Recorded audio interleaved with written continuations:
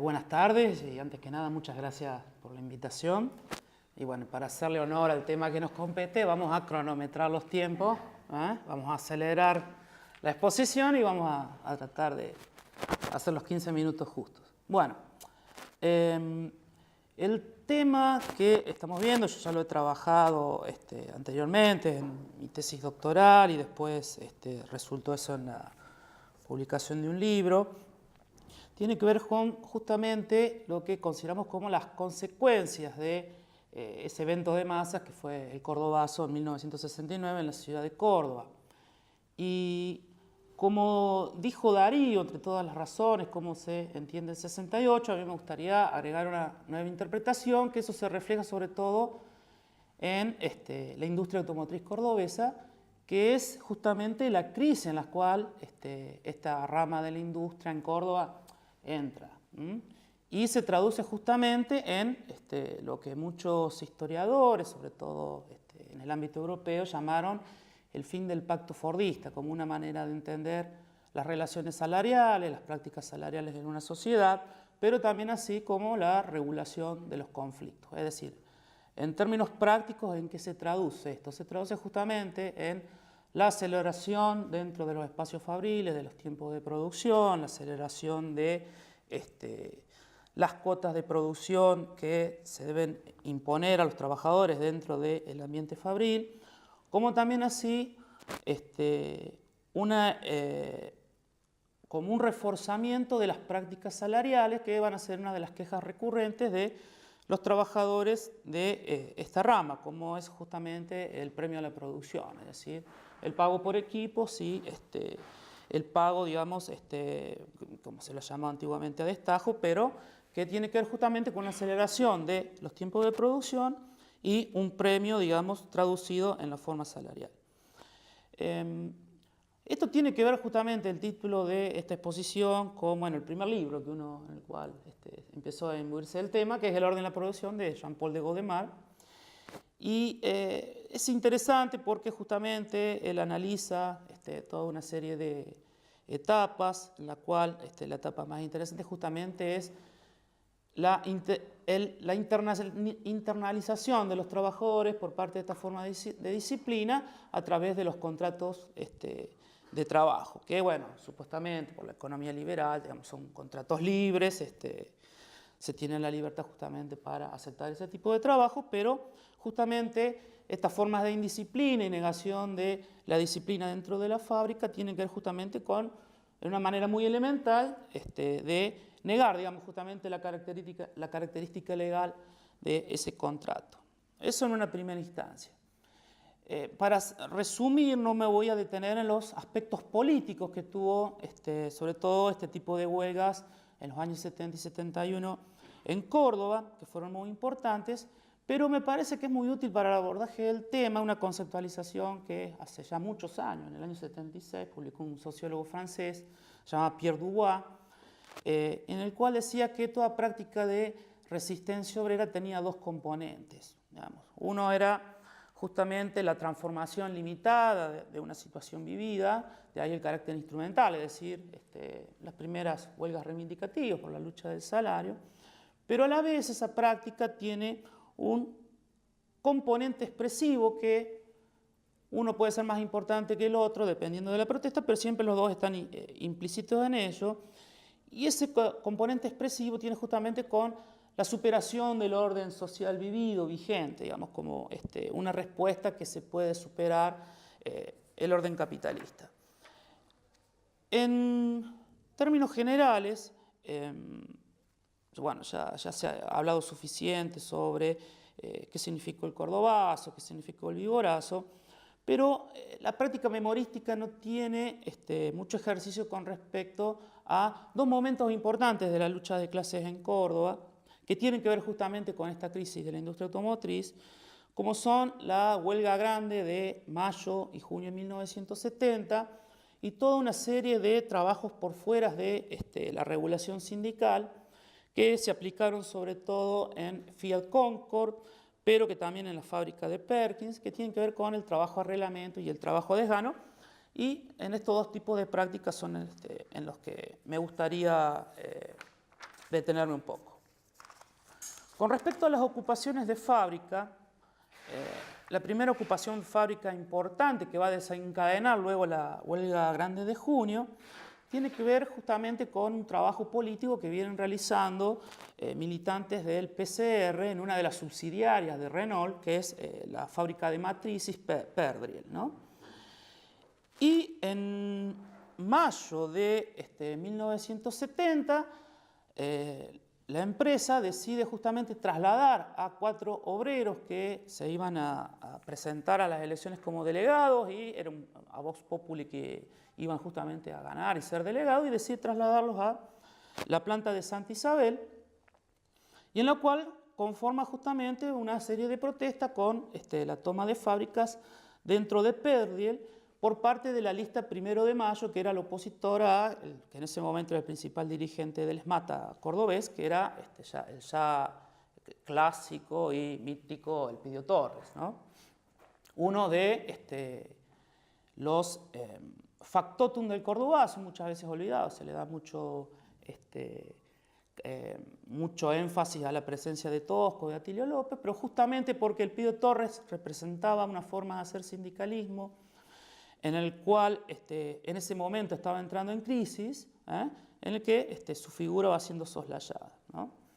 Bueno, la toma de fábrica de Perdriel era la reivindicación primera justamente por el retorno de estos obreros cesanteados.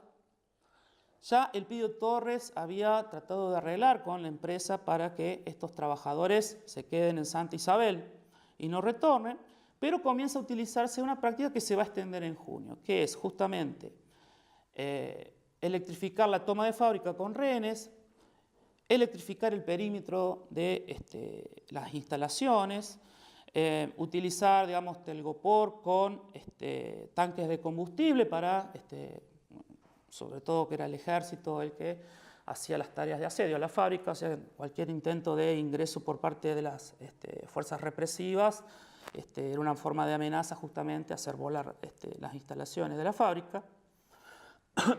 Pero lo importante es que justamente después de una semana en la cual la fábrica es tomada, la empresa decide reincorporar a estos trabajadores que habían sido trasladados a Santa Isabel, y lo cual para los obreros de Perdriel esto significó una forma como una victoria frente a la empresa, y en la cual daba justamente el momento para la discusión de paritarias y utilizar, digamos, esta metodología a principios de junio.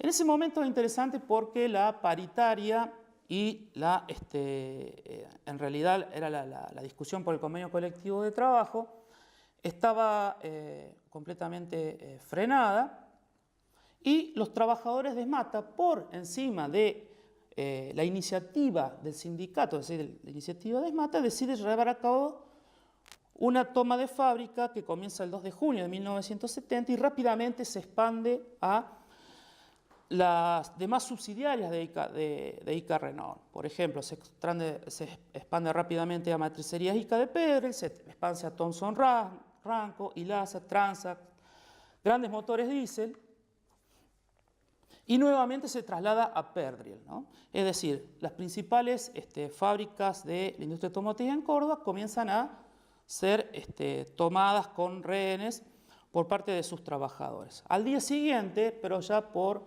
cuestiones que tenían que ver justamente con el surgimiento de la línea clasista del Citrac, es tomada Matterfer y es tomada Concord, y a la vez al otro día es tomada Perkins. Es decir, los 8 grandes establecimientos metalmecánicos de Córdoba en ese momento han sido tomados por sus trabajadores, en los cuales, si vemos los diarios de la época, justamente se habla de una profunda crisis con respecto a las relaciones sindicatos y empresas, pero también la del Estado, y se pone supuestamente también una cuestión como, bueno, se está planteando la cuestión de la propiedad privada, algo que en todo momento las editoriales de los diarios Los Principios y de La Voz del Interior van poniendo en cuestión.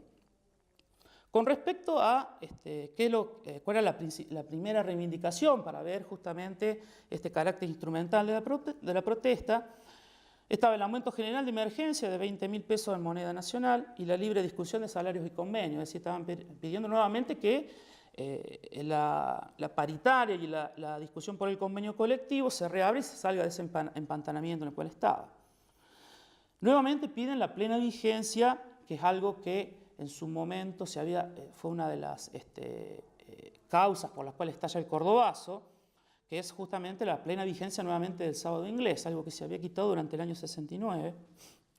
La revisión de todas las categorías de las plantas, ¿sí? Y eliminación de las categorías A3 y B3 en ICA Renault.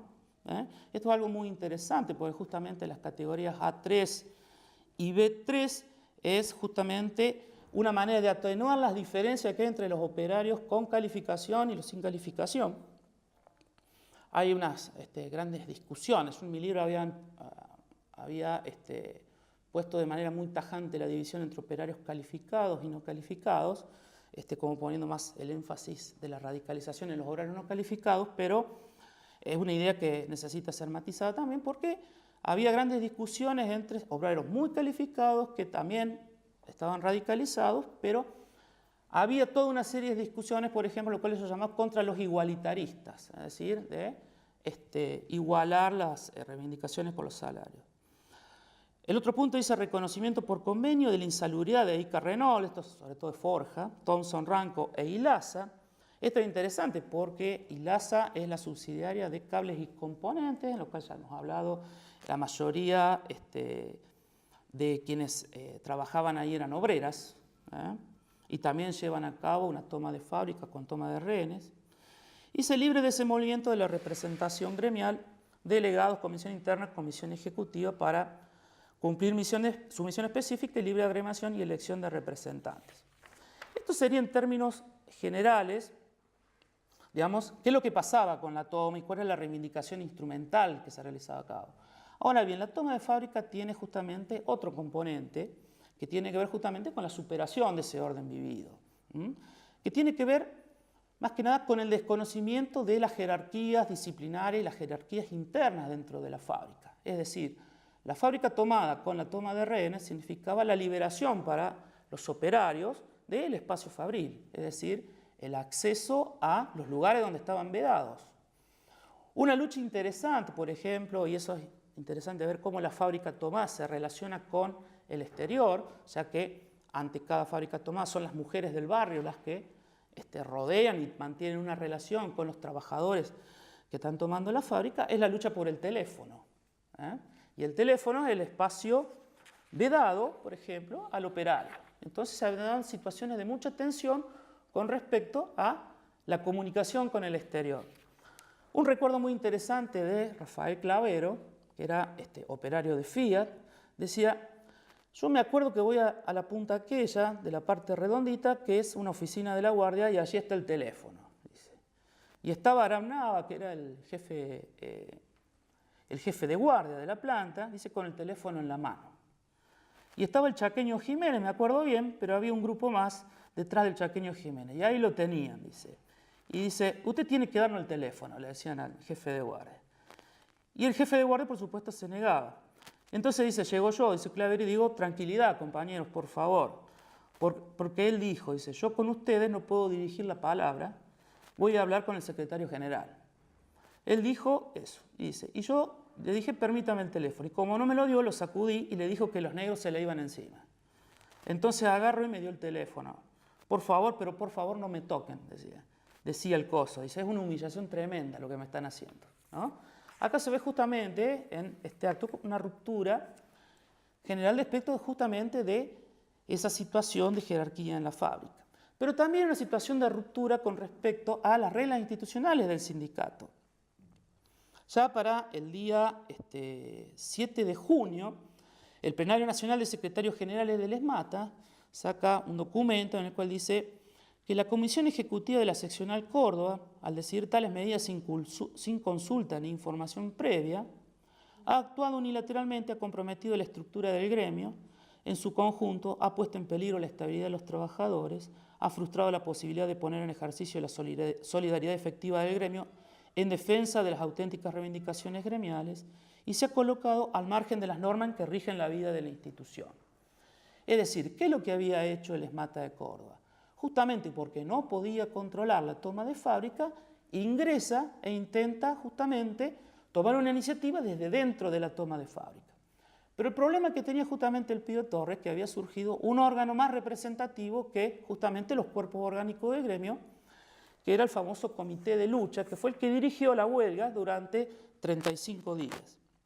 Y es interesante porque justamente era ese Comité de Lucha, uno de los líderes o los integrantes de ese comité, que tuvo un importante protagonismo, era Christian Rath.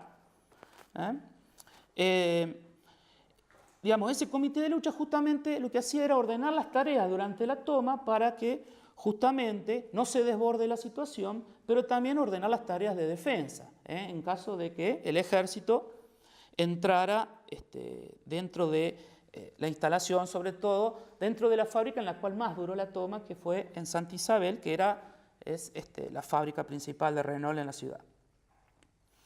La otra cuestión que es interesante es ver qué pasaba con los rehenes, que eran los cuadros directivos. Muchos de ellos, sobre todo en el caso de Renault, eran franceses. Hay un caso que registra La Voz del Interior, que es el de Maurice Letavard y Maurice Michaud, en el cual decían que por la segunda vez en una semana habían sido rehenes. Y dice que uno era el gerente general adjunto y otro el director técnico, dice. Y que respectivamente son tomados prisioneros por obreros que ocupan la planta. Visiblemente nervioso, Letavard se hallaba enfrascado en la lectura y solo nos dijo que era muy poco lo que tenía que decir y que ya estaba cansado de estas cosas. Es decir, estaba cansado justamente de esta situación de insubordinación y de que ceder así, dice, levantarían la mecánica y se irían de Córdoba. Bueno, para resumir, esta huelga de 35 días termina justamente con el fin de la legitimidad que el Pío Torres tenía dentro del ESMATA. Es decir, el Pío Torres logra un arreglo para terminar con la toma, hacer una vuelta al trabajo, pero dentro del arreglo que tenía con la empresa era justamente el despido de 400 obreros, en los cuales 200 de ellos eran militantes de la oposición al sindicato. Y eso era una práctica que el Pío Torres ya la había aplicado, por ejemplo, en la huelga del 61, también en la huelga del 62, y era justamente una práctica que estaba enraizada dentro de el ESMATA, en el cual siempre se llegaba a un acuerdo con la empresa, había algunos despidos y la mayoría de los despidos eran aquellos que podían socavar la legitimidad en una futura elección. El otro aspecto interesante se va a dar en el año 71, ya con el CITRAC clasista en el manejo del sindicato en Fiat, y es justamente ya debido a una situación de represión en el cual luego del Viborazo los obreros de Fiat estaban sujetos, y en la que son toda una serie de huelgas que tienen que ver con el trabajo desgano, el trabajo reglamento, que iban justamente con la idea de una disminución de la producción en Fiat, pero que justamente en la característica expresiva que sostiene Dubois, llevamos justamente a un reclamo, una protesta contra el sistema de prestaciones, contra el sistema salarial que imponía la Fiat.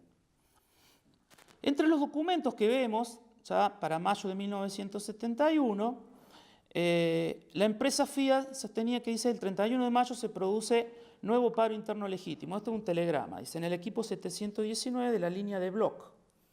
Dice que tiene una duración de media hora a partir de las 6:30 de la mañana.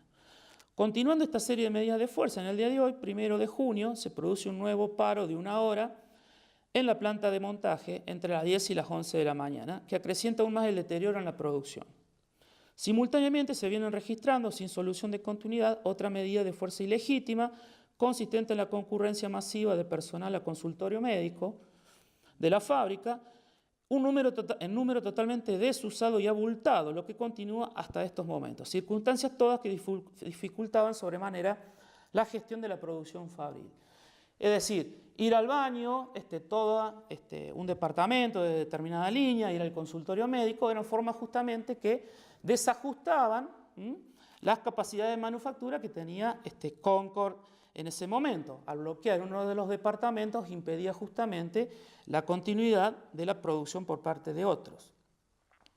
Esto tenía que ver justamente en que la situación de Fiat era de que estaba regido por los convenios colectivos no del ESMATA, sino de la UOM. Y a la vez tenía algo que eran una serie de prácticas en las cuales empeoraban la situación de los trabajadores de Fiat en vez de mejorarlas. Y justamente el CITRAC, uno de los primeros planteamientos, además de la reforma, que es un tema muy interesante, cuál es la reforma estatutaria que el abogado del sindicato, Curuchet, lleva a cabo, no me voy a detener en eso, están peleando por un nuevo convenio colectivo que rija a los trabajadores de la Fiat. Y por supuesto, la Secretaría de Trabajo en ese momento, luego de lo que había significado el Viborazo, luego lo que había significado la protesta del Ferreirazo por parte de los trabajadores de Fiat, decide imponer la conciliación obligatoria y medidas de no innovar por parte de los trabajadores. Entonces, justamente, la manera en la cual tenían forma de llevar a cabo esta presión o esta forma de protesta era a través de estas prácticas que iban por fuera de las prácticas gremiales regulares. Como les decía anteriormente, la principal queja tenía que ver justamente con el premio a la producción. Hay un documento muy interesante que, ya que la empresa se negaba a establecer cómo hacía el cálculo para la producción, para pagarle a los trabajadores, entonces hay todo un informe que hacen los estudiantes de Ciencias Económicas, de la Facultad de Ciencias Económicas, en las cuales les explican a los trabajadores cómo la empresa les realizaba los cálculos para el premio de la producción y le hacían un descuento alrededor del 40% del salario que tenían que cobrar, ¿no? Ese es un interesante documento para ver justamente la relación obrero-estudiantil de ese momento que, más allá de cuestiones no solamente políticas, sino tenía cuestiones prácticas muy interesantes. Pero con respecto justamente a esta forma de quejarse respecto al premio de la producción, decía, se puso en práctica la no información, dice, porque pasaba el encargado en una plantilla, te preguntaba las piezas que habías elaborado. Ya terminó. Entonces no se dio más información. Incluso se le decía, y bueno, cuéntela, ahí están. Y bueno, y así se fue dando y se fue cortando. Y así el tipo evadía el bulto y más o menos para completar la ficha ponía. Y siempre por lo general empezó a poner de menos, te das cuenta. Los premios bajaron mes a mes. Cada día se producía más, cada día se tenían más máquinas, más modernas y qué sé yo, y cada día se pagaba menos. Así que yo pienso que, mira, una de las cuestiones fundamentales, por lo menos que yo me acuerdo, es el tema de la producción. Del tema de la producción se empezó a hacer una discusión política, ¿no? Entonces hay una aceptación muy interesante justamente con respecto a cómo, digamos, ese reclamo podría tener justamente la expresión política respecto no solamente de las relaciones dentro de la industria, de las relaciones fabriles, sino también con las relaciones y la práctica salarial. Y después hay cuestiones que tienen que ver justamente con expresiones más de tipo cultural, podríamos decir. Hay dos ejemplos interesantes que quería dar. Una es que en la primera discusión paritaria, mientras se estaba llevando a cabo esta serie de protestas, en las cuales los obreros, digamos, los delegados paritarios están discutiendo en un primer piso y la mayoría de los trabajadores del CITRAN están en la planta baja realizando la presión para que los paritarios empresariales firmen. Y se negaban a firmar. Entonces se quitan todas las insignias y las ponen todo por las escaleras, para que bajen por las escaleras, y le traban el ascensor. Entonces los empresarios de la FIA tienen que bajar pisoteando las insignias, lo cual había sido una gran ofensa para la empresa. Y la otra cuestión interesante es que justamente un delegado de personal italiano entra al comedor y les dice, antes acá se podía trabajar, ahora está lleno de indios acá, dice, y esto es un páramo, dice, no se puede trabajar, son todos unos indisciplinados. Y la revista Jerónimo registra que dice que al día siguiente en el comedor, dice, tomando como ofensivo cierto lenguaje atinente a ellos, 2000 obreros efectuaron el miércoles 9 de junio una extraña manifestación. Adornados con plumas y vinchas, penetraron en fila india en el comedor. Cuando se fueron hacia un pizarro, había un pizarrón escrito. Representaba la caricatura de un tehuelche y esta inscripción: indio malo, no ser instruido, pero conocer billete grande.